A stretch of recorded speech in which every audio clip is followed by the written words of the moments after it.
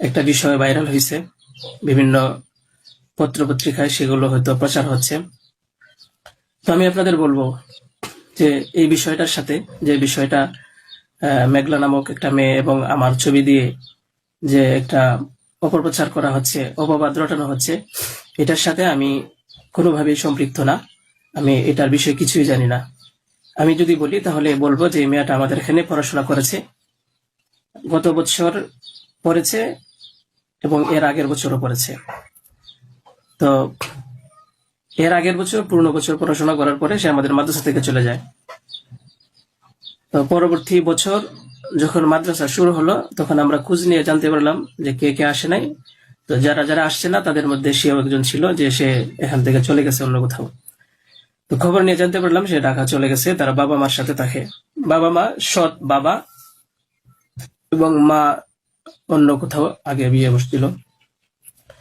তো বর্তমান যে বাবা আছে মেঘলা, তার মেয়ে না, বরং আগের বাবার মেয়ে সে।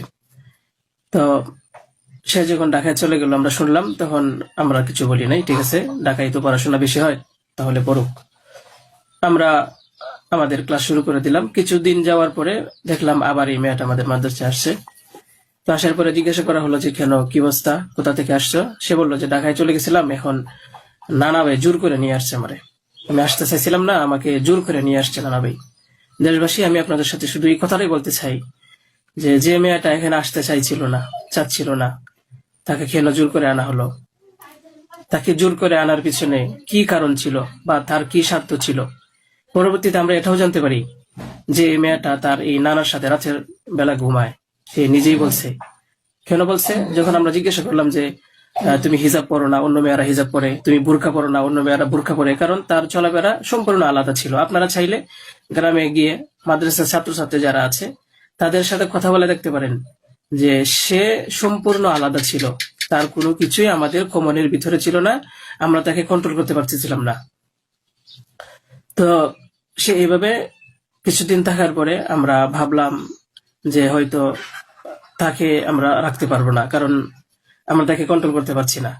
হয়তো মেয়েটা অন্য কোথাও গিয়ে যদি কন্ট্রোলে থাকতে পারে, পড়াশোনা করে, তাহলে এটা তার জন্য ভালো। তাই আমরা তার গার্জেনের কাছে বললাম, তার মাকে আমরা বুঝাইয়া বললাম।